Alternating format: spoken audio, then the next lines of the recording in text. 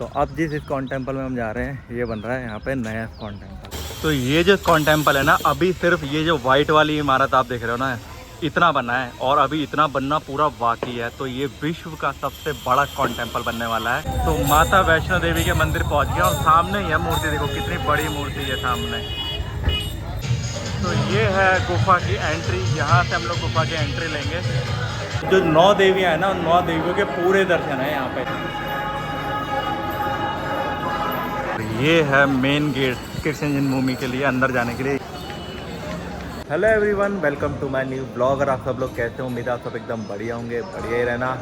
आज है 15 तारीख 15 अक्टूबर और आप लोगों को पता ही है, जिन्होंने मेरे पिछला ब्लॉग देखा होगा, कि मैं आया हूँ मथुरा वृंदावन घूमने के लिए। अभी हम वृंदावन में हैं और कल वाला ब्लॉग आप लोगों ने देख लिया होगा, प्रेम मंदिर। बहुत ही खूबसूरत व्यू है प्रेम मंदिर का। रात के टाइम पे जब लाइटिंग होती है तो बहुत ही खूबसूरत व्यू दिखाई देता है। इस समय मैं झूले पे हूँ। इस होटल में जिसमें हम रुके हैं, ये अलग अलग जगह पे इसी तरीके से झूले लगे हुए हैं। मैं तो बिल्कुल तैयार हूँ, मेरी पूरी फैमिली भी तैयार हो गया और अब हम लोग जा रहे हैं मथुरा में। मैंने आज तक कृष्ण जन्मभूमि नहीं देखी है, तो मेरा बहुत मन है कृष्ण जन्मभूमि देखने का, और जहाँ पे कृष्ण जी का जन्म हुआ था, तो उस जगह पे आज हम लोग जाएंगे। तो चलते हैं बस। तो अभी ब्रेकफास्ट करता हूँ और ब्रेकफास्ट करके चलते हैं मथुरा के लिए। तो भाई अभी रख रहे हैं गाड़ी में सामान, इसलिए क्योंकि 2-3 मंदिर घूमने के बाद और कृष्ण जन्मभूमि दर्शन करने के बाद हम लोग चले जाएंगे सीधा आज ही दिल्ली, क्योंकि आज संडे है। आज संडे को ही हम शाम तक या रात तक पहुँच ही जाएंगे।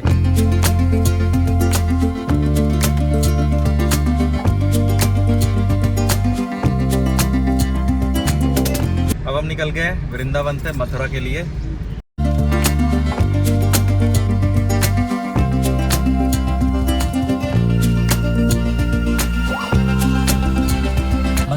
मंदिर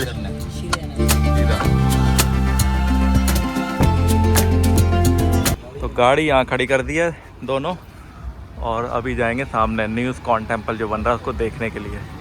अब जिस इस्कॉन टेम्पल में हम जा रहे हैं ये बन रहा है यहाँ पे नया इस्कॉन टेम्पल, है ना, सोसाइटी। और वो इस्कॉन टेम्पल जो पुराना वाला था वो तो हमने देख ही लिया था सुबह। अगर आप लोगों ने व्लॉग नहीं देखा है तो उसमें देख लेना, क्योंकि सुबह की जो आरती थी 4:30 बजे की, वो बहुत अच्छी आरती थी।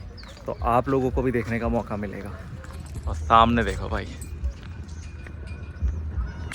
और इसी के ठीक पास यहाँ पे है फुटवेयर उतारने के लिए, अपने शूज़ वगैरह अगर उतारने हैं, जूते चप्पल उतारने की जगह है।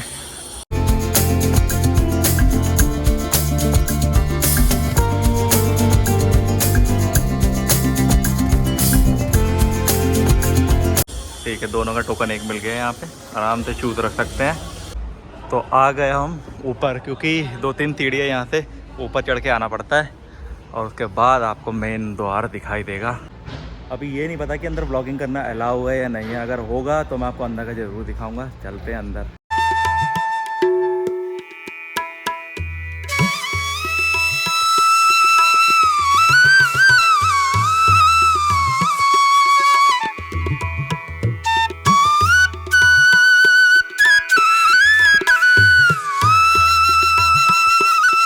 तो सामने है राधा कृष्ण जी की मूर्ति, जो कि न्यू इस्कॉन टेम्पल में है। देखिए कितनी खूबसूरत मूर्ति है राधा कृष्ण जी की। पिंक कलर की ड्रेस पहनी हुई है।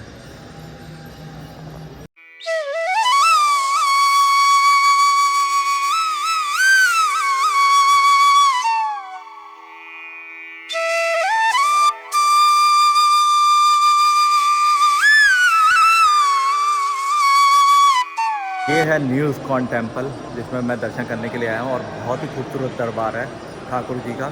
आप लोगों को भी देख के अच्छा लगा होगा। अभी तो यहाँ कम लोग आ रहे हैं, धीरे धीरे करके यहाँ जब भक्तों की भीड़ आने लग जाएगी तो यहाँ आने के लिए भी लाइनें लगेंगी।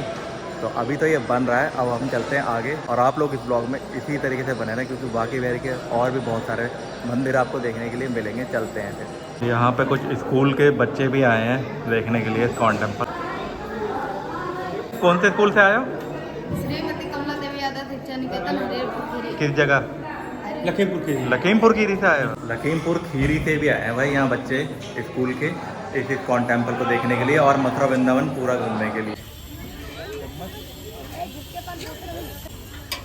भाई यहाँ इस्कॉन टेम्पल में प्रसाद भी मिल रहा है, तो सब लोग प्रसाद खा रहे हैं अभी। तो ये जो इस्कॉन टेम्पल है ना, अभी सिर्फ ये जो वाइट वाली इमारत आप देख रहे हो ना, इतना बना है और अभी इतना बनना पूरा बाकी है। तो ये विश्व का सबसे बड़ा इस्कॉन टेम्पल बनने वाला है। ये जो गुम्बद बनेगा ये 700 फीट ऊंचा बनेगा और अभी ये जो पीछे का स्ट्रक्चर है ये बनना बाकी है और आगे का बन गया है। और इसी के अंदर हम गए थे। ये यहाँ पे ऊपर जा कर के इस वाले फ्लोर पे होते हैं ठाकुर जी के दर्शन। तो ये देखो भाई, और सब आप डिटेल इसमें पढ़ लेना। इस तरीके से ये बन रहा है। तो ये सामने मंदिर अभी इतना बना है और अभी सोचो अब 700 फीट ऊंचा है। ये इतना ऊंचा लग रहा है दिखने में, इतना बड़ा। और जब इससे बड़ा ऊंचा 700 फीट बनेगा तो सोचिए कितना बड़ा मंदिर इसमें बनने वाला है। अब मैं पहुंच गया हूँ कमल मंदिर। इस्कॉन टेम्पल के बाद सीधा आगे कमल मंदिर। ये है देखिए कमल मंदिर, पूरा कमल का फूल बना हुआ है, उस पर मंदिर है बांके बिहारी जी का। तो यहाँ से अंदर एंट्री ले लिया और अब चलते हैं आगे। बहुत खूबसूरत है कमल मंदिर। भाई यहाँ मम्मी रुक गई थी फ़ोटो खिंचाने के लिए हाथी के साथ।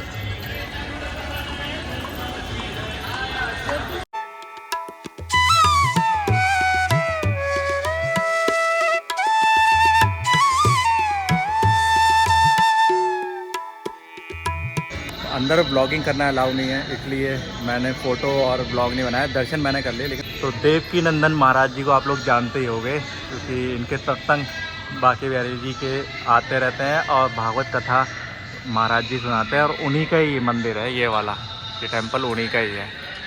तो देखिए ये फ़ोटोज़ वगैरह वहाँ लगे हैं और यहाँ पे दर्शन होंगे शिव भगवान के, शिव माता पार्वती के। तो और ये है गणेश जी का मंदिर, यहाँ होंगे गणेश जी के दर्शन। जय श्री गणेश। तो मंदिर के दर्शन मैंने कर लिए हैं कमल मंदिर के। बिल्कुल ये जो इस्कॉन टेम्पल है नया वाला उसी के पास में है और इस मंदिर के ठीक पास में ही वो वाला इस्कॉन टेम्पल है। 500 मीटर का डिफरेंस है। तो आप लोग जरूर आए। चलते हैं अब दूसरे मंदिर में। तो अब निकल गए हैं मंदिर के दर्शन करके शेरों वाली माता के दर्शन करने। वैष्णो देवी बिल्कुल पास में है, 100-200 मीटर पे ही है। ये तो बहुत बड़ी मूर्ति बनी हुई है और आज तो नवरात्रि का दिन भी है। फर्स्ट नवरात्रे है और आप सभी को नवरात्रों की बहुत बहुत शुभकामनाएं। और आज माता रानी के दर्शन भी कर लेते हैं। तो माता वैष्णो देवी के मंदिर पहुंच गया और सामने ही है मूर्ति। देखो कितनी बड़ी मूर्ति है सामने भाई। यहाँ लगी है लाइन और यहाँ एक गुफा है वैष्णो देवी की। जैसे वैष्णो देवी मंदिर लिखा है उसी तरीके से वैष्णो देवी की गुफा यहाँ भी है। तो अभी चलते हैं वैष्णो देवी की गुफा में दर्शन करने के लिए। यहाँ से है मंदिर में जाने का रास्ता, वे टू मंदिर। माता वैष्णो देवी में पहाड़ बने उसी तरीके से पहाड़ बना रखे हैं यहाँ पे। ये देखो भाई, ये है माता वैष्णो देवी, शेरों वाली माँ, और साथ में बैठे हैं हनुमान जी।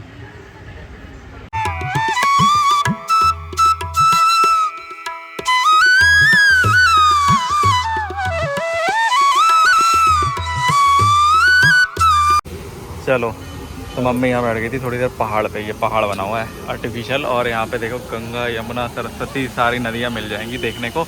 पूरा उसी तरीके से बनाया है जैसे पहाड़ से पानी आता है नदियों का। सारी नदियाँ मिल जाएंगी गंगा यमुना एक ही जगह पे देखने के लिए। इस तरीके से इस माता रानी के मंदिर को बनाया है। हम तो यहीं दर्शन कर लेते हैं माता जी के। मम्मी कह रही वैष्णो देवी तो हम चल के जा नहीं पाएंगे, हम यहीं दर्शन कर लेते हैं। तो कोई बात नहीं, माता तो एक ही है।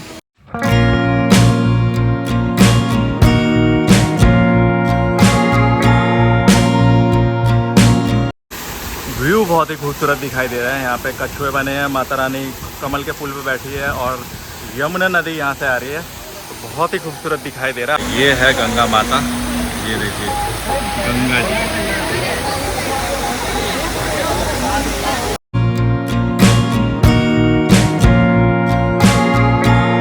बहुत खूबसूरत मंदिर बनाया है और बहुत ही दिव्य दर्शन होने वाले हैं।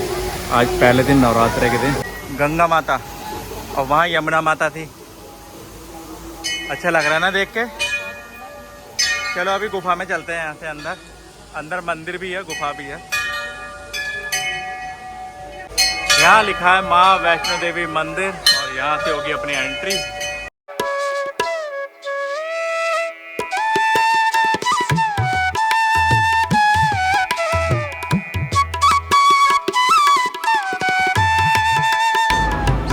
और अब हम पहुँच गए मेन दरबार के पास में बिल्कुल और सामने ही है माता रानी।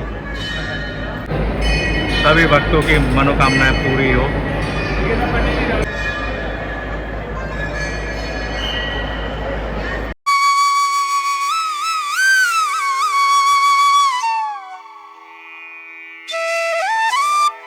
रात्रों के पहले दिन माता रानी के दर्शन हो गए वैष्णो वाली माता के। क्यों मम्मी? वैष्णो देवी के है ना। अच्छा दर्शन हो गए। आज फर्स्ट नवरात्र है।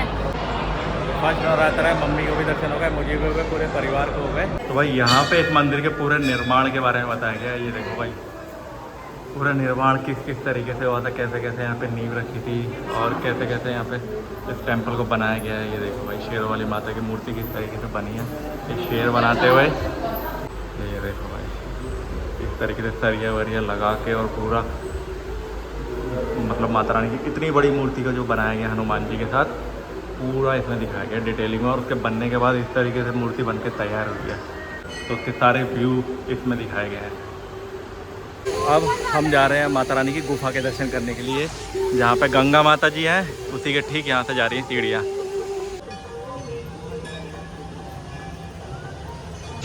तो ये है गुफा की एंट्री, यहाँ से हम लोग गुफा की एंट्री लेंगे। चलो भाई माता रानी के दर्शन करने गुफा के अंदर। और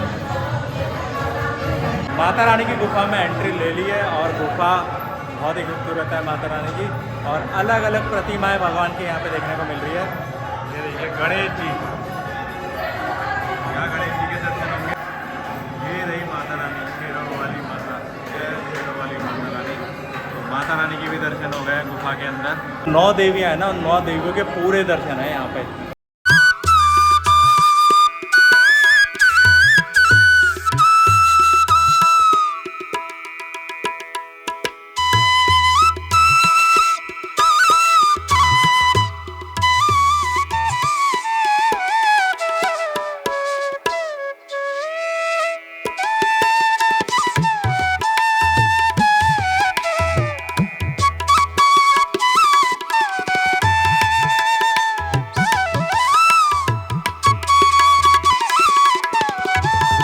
अब मैं आ गया हूँ निकल के बाहर, और ये ठीक माता रानी के हम नीचे निकले आके। ये माता रानी की मूर्ति है ऊपर, हनुमान जी की।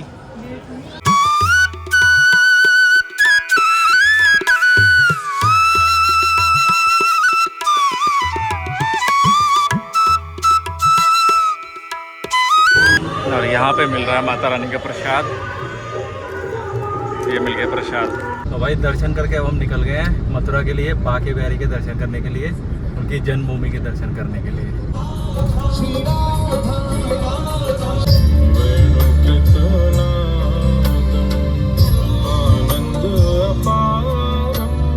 तो मैं पहुंच गया हूँ कृष्ण जन्मभूमि में, और अभी इस समय जहाँ हम चल रहे हैं ये है कृष्ण जन्मभूमि। यहाँ कृष्ण जी का जन्म हुआ था। अंदर वीडियोस फोटोज़ वगैरह कुछ अलाउ नहीं होगा, तो मैं ब्लॉग तो नहीं बना पाऊँगा, लेकिन आपको बाहर का थोड़ा एरिया दिखा देता हूँ कि कैसे दिखाई देता है कृष्ण जन्मभूमि का। ये देखो भाई कुछ इस तरीके का है, वो गेट है उससे अंदर आए हैं, और यहाँ पे बहुत सारी दुकानें हैं, साइड भी है और इस वाली साइड भी है। और ये है मेन गेट कृष्ण जन्मभूमि के लिए अंदर जाने के लिए। तो फ़ोन इस जगह पे जमा हो जाएंगे भाई, यहाँ पे फ़ोन वोन कुछ भी ले जाना अलाउ नहीं है।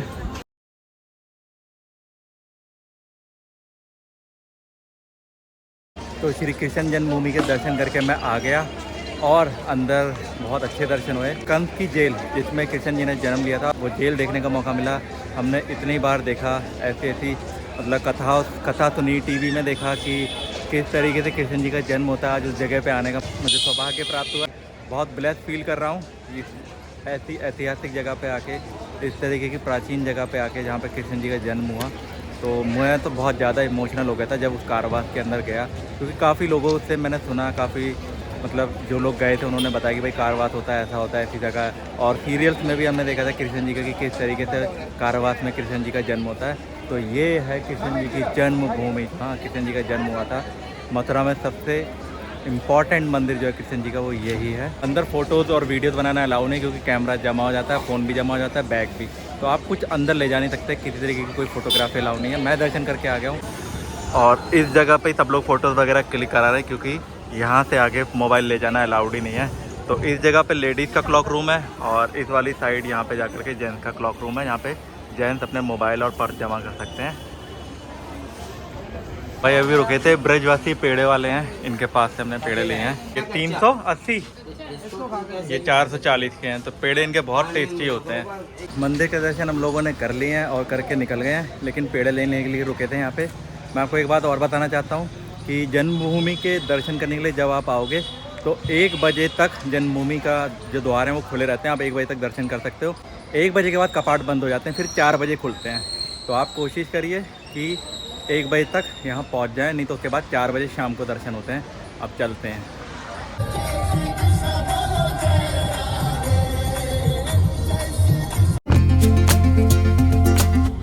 वही फाइनली दिल्ली पहुँच गए।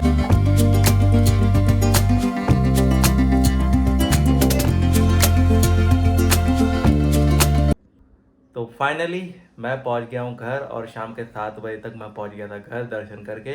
तो आप लोगों ने देखा मैं 2 दिन के लिए मथुरा वृंदावन गया था, सैटरडे संडे। फ्राइडे की नाइट में 11 बजे हम लोग निकल गए थे। वो इसलिए क्योंकि 2:30 बजे के करीब प्रेमानंद महाराज जी के हम लोगों को दर्शन करने के, तो 2:30 बजे उनकी यात्रा निकलती है। तो यात्रा को देखने के लिए बहुत दूर दूर से लोग आते हैं उनके दर्शन करने के लिए। तो हम लोग 11 बजे निकले थे और 2:30 बजे ठीक वृंदावन पहुँच गए थे। दर्शन करने के बाद हम लोग चले गए थे इस्कॉन टेम्पल, सुबह की आरती ली इस्कॉन टेम्पल की, और 2 घंटे रेस्ट करने के बाद 7 बजे के करीब हम लोग चले गए थे बांके बिहारी के दर्शन करने के लिए। उस दिन बांके बिहारी के दर्शन करे, सैटरडे के दिन निधिवन के दर्शन करे, राधा वल्लभ के दर्शन करे, राधा रमन के दर्शन करे। तो वो व्लॉग अगर आप लोगों ने देखा तो ज़रूर देखें। और आज सैटरडे के दिन आप लोगों ने देखा ही होगा कि सबसे पहले तो गए नए इस्कॉन टेम्पल जो बन रहा है उसको देखने के लिए, उसके बाद गए माता रानी के दर्शन करने के लिए, और उसके बाद गए श्री कृष्ण जन्मभूमि जहाँ कृष्ण जी का जन्म हुआ था, जिस जेल में कृष्ण जी का जन्म हुआ था। सच में मैं तो बहुत ज़्यादा ब्लेस फील कर रहा हूँ, क्योंकि मथुरा वृंदावन जाओ या आप ऋषिकेश हरिद्वार जाओ या बद्रीनाथ केदारनाथ जाओ, किसी भी तीर्थ स्थान पर जाते हैं ना, तो वहाँ जा कर के एक भक्तिमय जो माहौल मिलता है वो कहीं नहीं मिलता है, क्योंकि उस जगह पे वाकई भगवान की एक दिव्य शक्ति होती है। तो मैं तो बहुत ज़्यादा ब्लेस फील कर रहा हूँ, और आप लोगों भी कर रहे होंगे अगर आप लोगों ने मेरे पूरे ब्लॉग देखे हैं। तो अब इस ब्लॉग को यहीं पे एंड करने का वक्त आ गया है। उम्मीद है आपको ये ब्लॉग पसंद आया होगा। पसंद आएगा तो लाइक जरूर करना है, सब्सक्राइब जरूर करना है, कमेंट करके जरूर बताना आपको ये ब्लॉग कैसा लगा। तो कल फिर मिलेंगे किसी बढ़िया से ब्लॉग में, तब तक के लिए बाय बाय।